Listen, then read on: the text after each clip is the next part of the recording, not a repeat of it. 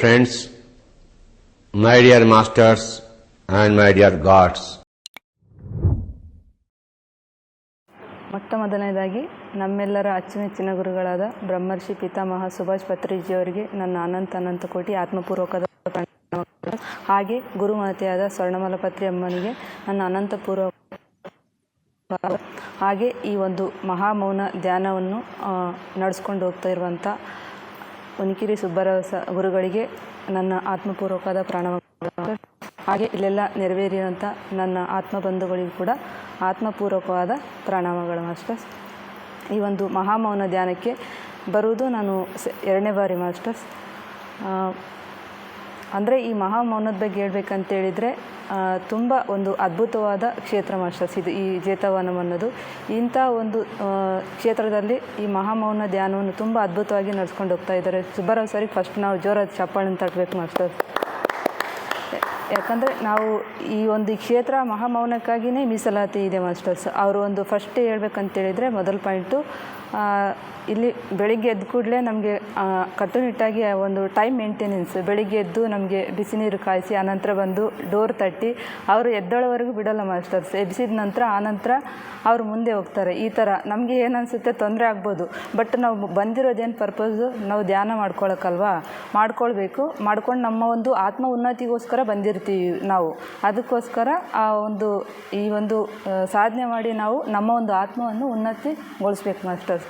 ಆನಂತರ ಇನ್ನೊಂದು, ನಾವು ಮಾತಾಡೋದು ಕಡಿಮೆ ಮಾಡಬೇಕು. ಇಲ್ಲಿ ಬಂದಮೇಲೆ ನಾವು ಇನ್ನೊಬ್ಬರಿಗೂ ತೊಂದರೆ ಕೊಡಬಾರ್ದು ಮಾಸ್ಟರ್ಸ್. ಫಸ್ಟ್ ಹೇಳ್ಬೇಕಂತೇಳಿದರೆ ಇದು ಒಂದು ಕ್ಷೇತ್ರನೇ ಮೌನಕ್ಕಾಗಿ ಮೀಸಲಾಗಿದೆ. ಸೊ ಅದಕ್ಕೋಸ್ಕರ ನಾವು ಸೈಲೆಂಟ್ ಆಗಿರಬೇಕು ಅಂತ ಒಂದು ನನ್ನ ವಿಜ್ಞಾಪನೆ.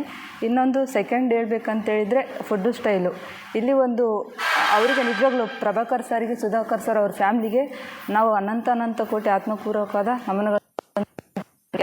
ನಾವು ಮನೆ ಒಬ್ಬರಿಗೋಸ್ಕರ ಏನಾದರೂ ಮಾಡಿಕೊಡ್ಬೇಕಂತೇಳಿದರೂ ಕೂಡ ಬೇಜಾರು ಮಾಡ್ಕೊಳ್ತೀವಿ.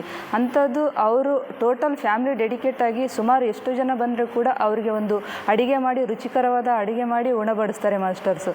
ಯಾಕಂತೇಳಿದರೆ ಇದು ಆಶಾಮಾಶ ಅಲ್ಲ ಮಾಸ್ಟರ್ಸ್. ಒಬ್ಬರಿಗೆ ಬಡಿಸೋದು ಇದಾಗೋದ್ರಿಂದ ಅಷ್ಟು ಜನಕ್ಕೆ ತುಂಬ ಸಂತೋಷವಾಗುವ, ಅದು ಎಷ್ಟು ರುಚಿಕರ ಆಗಿರುತ್ತೆ ಅಂತೇಳಿದರೆ ಅದು ತಿಂದವರಿಗೆ ಗೊತ್ತಾಗುತ್ತೆ ಅಂತಲ್ಲ, ಆ ಥರ ತುಂಬ ಅದ್ಭುತವಾಗಿ ಅವರು ಒಂದು ರುಚಿಕರವಾದ ಅಡುಗೆ ಮಾಡಿ ನಮ್ಗೆ ಬಡಿಸ್ತಾ ಇದ್ದಾರೆ. ಅವರೆಲ್ಲರಿಗೂ ಕೂಡ ಕುಟುಂಬದವರಿಗೆ ನನ್ನ ಅನಂತಪೂರ್ವಕವಾದ ಆತ್ಮಪೂರ್ವಕಗಳನ್ನು ಸಲ್ಲಿಸುತ್ತೇನೆ ಮಾಸ್ಟರ್ಸ್. ಅದೇ ರೀತಿಯಾಗಿ ಸೇವೆ ಅಂತ ಹೇಳ್ಬೇಕಂತೇಳಿದರೆ ನಾವು ಎಲ್ಲೇ ಸೇವೆ ಮಾಡ್ತೀವಿ ಅಂದರೂ ಕೂಡ ನಾವು ಪರ್ಫೆಕ್ಟಾಗಿ ಮಾಡಬೇಕು. ನಾವು ಸುಮ್ಮನೆ ಅವರೇನೋ ಹೇಳ್ತಾರೆ ಅನ್ನೋ ಒಂದು ಕಾಟಾಚಾರಕ್ಕೆ ಮಾಡಬಾರ್ದು. ಯಾಕಂದರೆ ನಾವು ಇನ್ನರಿಂದ ನಾವು ಸರೆಂಡರ್ನೆಸ್ಸಿಂದ ಮಾಡಬೇಕು ಸೇವೆ.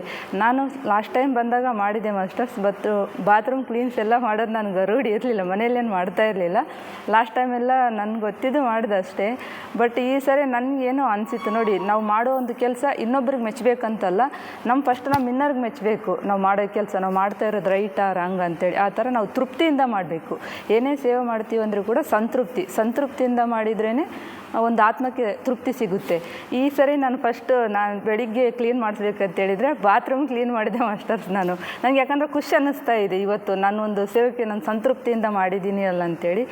ಇನ್ನೂ ಹೇಳ್ಬೇಕಂತೇಳಿದರೆ ಮುಂಬರುವ ದಿನಗಳಲ್ಲಿ ಮಾಸ್ಟರ್ಸ್, ಇದು ಒಂದು ಅರುಣಾಚಲಂದಲ್ಲಿ ಯಾವ ಥರ ಒಂದು ಪ್ರಸಿದ್ಧಿ ಪಡೆದಿದ್ದಲ್ಲ ಆ ಕ್ಷೇತ್ರ, ಇಲ್ಲಿ ಕೂಡ ನೆಕ್ಸ್ಟ್ ಮುಂಬರುವ ದಿನಗಳಲ್ಲಿ ಈ ಒಂದು ಮೌನ ಧ್ಯಾನಕ್ಕೆ ಇದೊಂದು ಮೀಸಲಾಗುತ್ತೆ, ಇದೊಂದು ಪ್ರಸಿದ್ಧ ಪಡೆಯುತ್ತೆ ಮಾಸ್ಟರ್ಸ್. ಇಲ್ಲೆಲ್ಲ ಫಾರಿನರ್ಸ್ ಕೂಡ ಬಂದು ಇಲ್ಲಿ ಧ್ಯಾನ ಮಾಡ್ತಾರೆ, ಮೌನವಾಗಿ ಇರ್ತಾರೆ ಅಂತೇಳಿ ನನಗೆ ಅನಿಸ್ತಾ ಇದೆ ಮಾಸ್ಟರ್. ಇಷ್ಟೇ ಈ ಒಂದು ಅವಕಾಶವನ್ನು ಕೊಟ್ಟಿರುವಂಥ ಎಲ್ಲರಿಗೂ ನನ್ನ ಆತ್ಮಪೂರ್ವಕ ನಮಸ್ತೆ ಅಂತ ತಿಳಿಸುತ್ತೇನೆ.